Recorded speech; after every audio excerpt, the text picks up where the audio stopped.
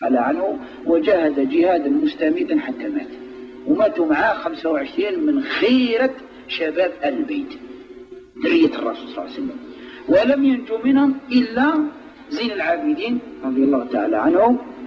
احتضنته عمته، كان مريض، كان في عمره 20 سنة وكان مريض معصب راسه، جاءوا يقتلوه، احتضنته زينب رضي الله تعالى عنها، قتلوا لا قتلتوه قتلوني. إذا نحن نشوفوا هذا اللي راهم يقولوا الشيعة، وإحنا نبغوا آل البيت ونبغوا علي ونبغوا الحسين ونبغوا فاطمة. لو كان يبغوهم، يبغوا سلالة الرسول صلى الله عليه وسلم، ما كانوش جاوا اعترضوها. انت اللي تبغيه تعرض له ولا تخلي حد يقول لك فلان يا جا ونضرب، انت وين كنت؟ يا اخي انت يقتلوا ارواح. الرسول صلى الله عليه وسلم لما قالوا له ارواح خرجوا يعرضوا له كل صباح، يطلعوا فوق ديارهم يعسوا، حتى لما شافوه جا راحوا حتى القبه يجاروا، وكل قبيله تقول له عندي يا رسول الله، عندي، راني عندي السلاح وعندي المنع ننصرك تحت مدنا لي. اذا الشيعة يا اخواني هم الذين قتلوا ال البيت لانهم خذلوهم وتركوهم. شفت كيف؟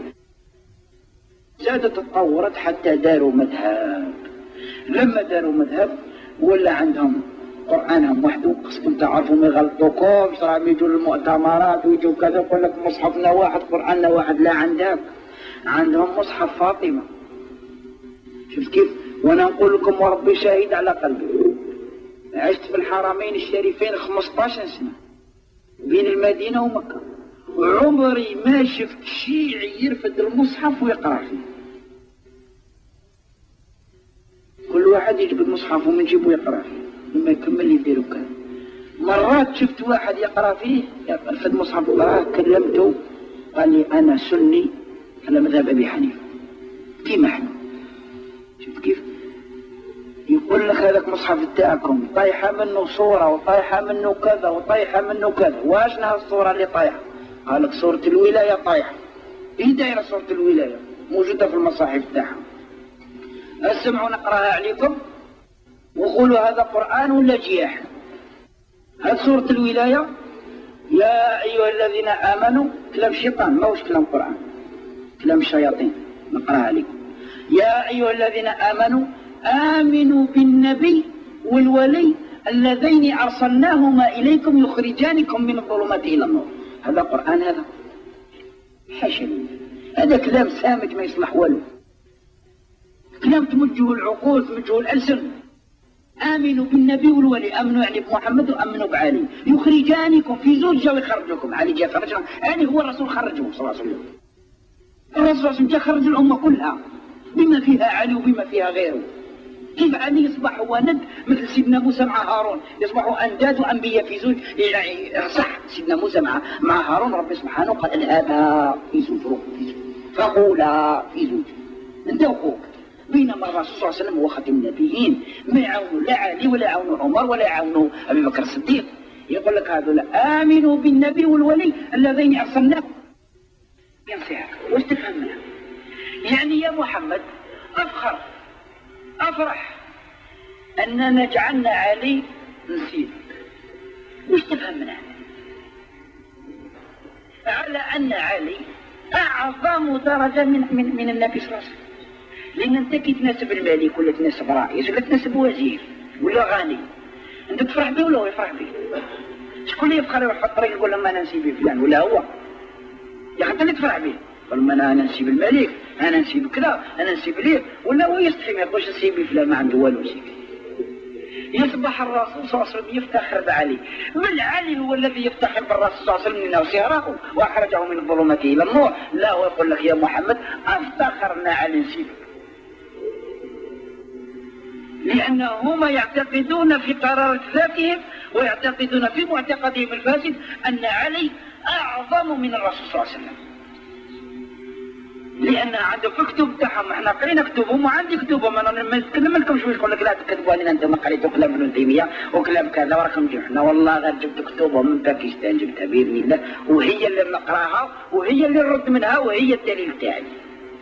لانهم واش يقولوا جبريل لما جاب الرساله غلط، بدل ما يديها له لعلي اداها للرسول صلى الله عليه وسلم.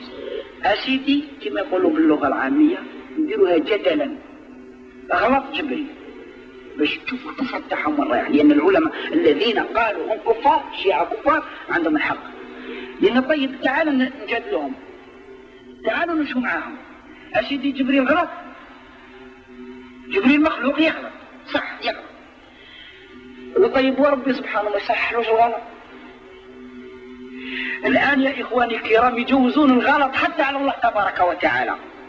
إذا كان هو جبريل غلط يا ربي سقم الغلط بتاعه ما سقمولوش، خلاه يدي الرسالة يديها لمحمد، وهي كانت أصلا جاية العالي، ربي يرسلها العالي وجبريل غلط اداها لمحمد، يا ربي يردها العالي، علم جبريل يردها. هم جوزوا الغلط حتى على الله تبارك وتعالى.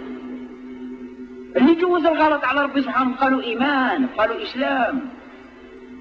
الله تبارك وتعالى برأ أمنا عائشة رضي الله تعالى عنها، برأها من فوق 7 سماوات. ونعطيكم الحكمة الدقيقة علاش برأها ربي وما برأهاش الرسول صلى الله عليه وسلم، باش تعرفوا يا إخوان الأمر خطير. عائشة على بالكم في التاريخ في غزوة بني المصطلق اتهمت بالزنا، وجلس الرسول صلى الله عليه وسلم شهر ويتعذب، الأمر صعب مش يتعال شهر الرسول صلى الله عليه وسلم ويتعذب، حتى نزل عليها الله تبارك وتعالى وحي إن الذين جاءوا بالإفك عصبة منكم. وكانت عائشة في دارها وأمها أم رومان رضي الله عنها.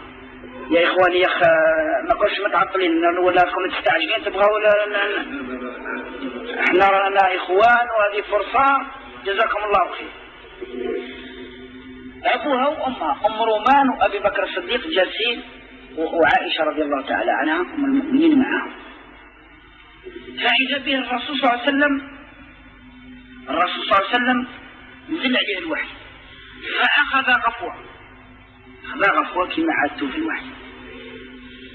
لما فاق قال أبشري يا عائشة أبشري،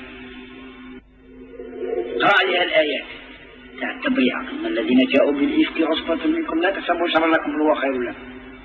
الآيات قال يا بابا إمها قومي فقبلي رأس رسول الله، نوضي سلمي على رأس الرسول صلى الله عليه وسلم، راه نزل الآيات وراكي تبرعتي خلاص راكي نقية.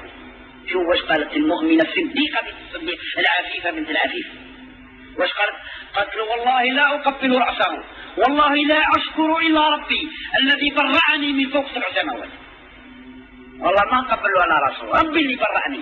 قال له ربي سبحانه وانت يا محمد ما تبرأهاش، لأن لو كانت تبرأها المنافقين يقولوا ما تخوى، ربي اللي برعني. قال له ربي سبحانه وانت يا محمد ما تبرأهاش، لأن لو كانت تبرأها المنافقين يقولوا ما تخبى عليها. هو برأها في القرآن الصريح، والشيعة مازالوا يقولوا هي زانية والعياذ بالله. في كتبهم هذا الكاتب يقول لما يخرج الإمام عجل الله فرجه، هكذا يقولوا لما يخرج الإمام عجل الله فرجه يذهب إلى قبر عمر وقبر أبي بكر الصديق فيخرجهما ثم يحرقهما ويذرهما في الهواء، ثم يتيمم قبر عائشة فيخرجها ويقيم عليها حد الزنا. والله الذي لا إله إلا هو أنها في كتبهم. ولكن لما لم يجدوا عالما سنيا فقيها متبعا للسنة مدركا لحقائقهم يروجون علينا الألاعيب. لما خرج هذاك الباكستاني جزاه الله خير اللي درس في الجامعة الإسلامية في المدينة المنورة اللي هو الشيخ إحسان إليه ظاهر، وكشفهم كشف لم يكشفوا مثله بعده أبدا. واش لقاو؟ راحوا ليه يساوموا بالفلوس، هو دار محاضرة وكلمنا فيها.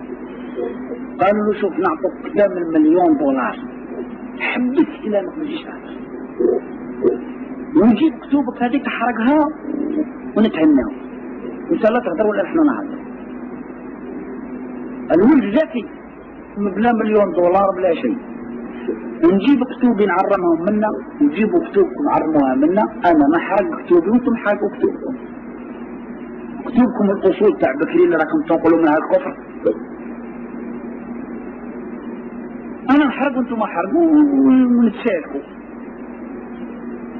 قالوا له لا هذه تكتب انت كتبتها بيدك، وهذه كتب احنا كتب أصول كتبوها جدودنا.